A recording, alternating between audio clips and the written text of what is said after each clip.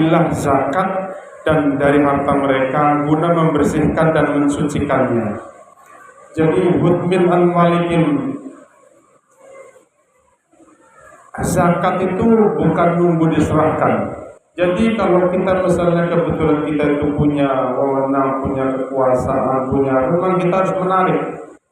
Kita harus menarik, kita mengingatkan, karena sesuai dengan ayatnya, hudmin an-walikin, ambillah zakatnya.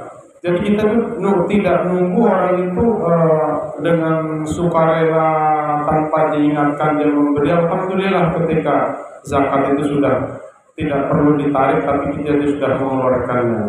Jadi sidang Jumat yang dirahmati Allah Subhanahu wa taala. Jadi membayar zakat itu menjadi bagian kewajiban bagi kita umat manusia. Makanya hal-hal sesuatu yang wajib memang kita harus ditunjukkan. Beda sesuatu hal-hal yang sunnah sifatnya memang dia harus secara privasi, itu akan lebih baik karena itu untuk menjaga ria. Tapi ketika kita berbicara yang suatu hal yang wajib, memang kita harus ada show, harus ada menunjukkan. Jadi zakat, kenapa di sini zakat itu kita masukkan ke dalam untuk semua golongan, baik yang kaya maupun yang miskin. Jadi karena fungsi daripada zakat itu adalah mensucikan rezeki yang telah Allah berikan kepada kita semua. Jadi sidang Jumat yang dirahmati Allah Subhanahu wa taala, kenapa rezeki itu harus disucikan? Mungkin barangkali kita yang jadi karyawan, mungkin kita berangkat pagi pulang sore.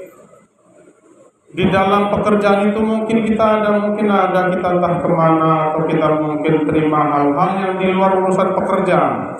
Disitulah menjadi kita kan punya kewajiban perlu membersihkan rezeki kita. Jadi jangan berpikir kalau misalnya kita bayar zakat untuk nunggu nisabnya. Mungkin kita seorang karyawan itu walaupun karyawan UMK Jakarta pun kita mungkin belum sampai, karena dengan 80 gram emas dicontohkan, misal 1 gram itu misalnya 1 juta, itu berarti kita nisabnya itu berarti kita 7 juta. 7 juta baru kita punya kewajiban membayar zakat.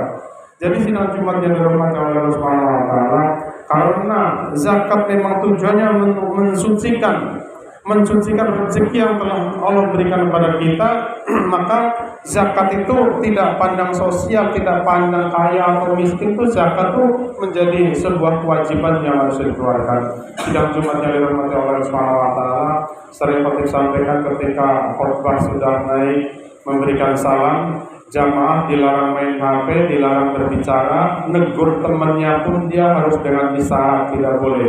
Karena ketika kita main HP, kita berbicara apapun itu tiada jumatan baginya.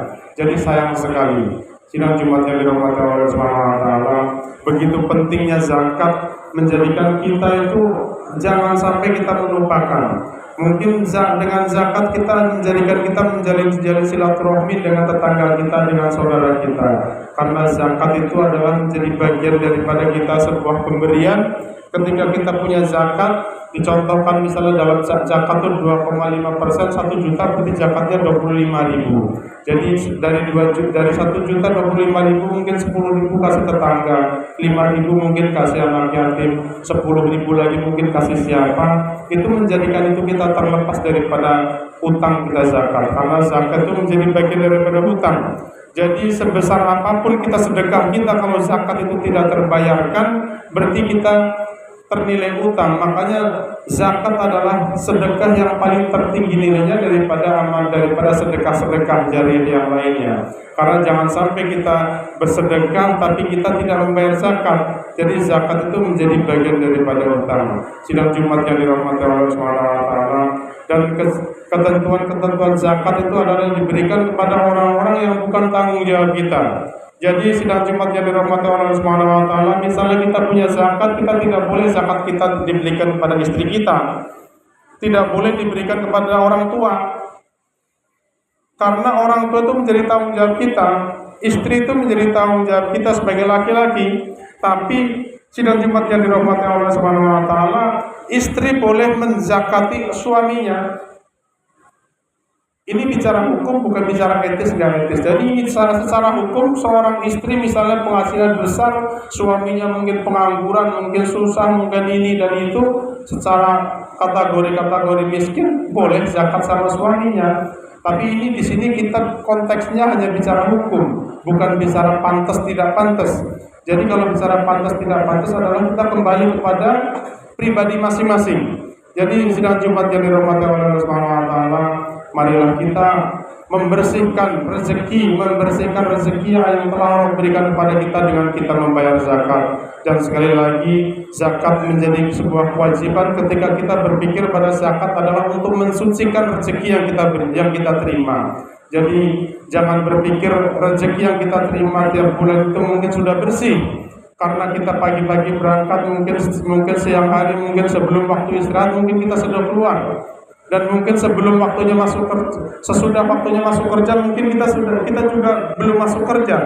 Disitulah kita letak itu ada dosa-dosa kecil, dosa-dosa ringan yang untuk mensucikan rezeki kita. Jadi zakat itu menjadi sebuah kewajiban ketika kita berpikir zakat itu adalah untuk membersihkan rezeki yang kita peroleh, karena dengan rezeki yang kita peroleh itu menjadikan bersih, maka rezeki itu menjadikan berkah. Tapi kalau kita mengacu kepada nisabnya, kita mungkin orang yang punya UMK di Jakarta pun belum ada terkenakan zakat, karena zakat yang sesuai dengan nisabnya berarti kurang lebih kita punya gaji 7 juta baru kita bisa bayar zakat. Jadi sidang Jumat yang dirahmati Allah Subhanahu wa taala, lebih baik kita keluarkan zakat kita, karena tujuan mengeluarkan zakat sesuai dengan ayatnya adalah untuk mensucikan harta yang telah kita peroleh.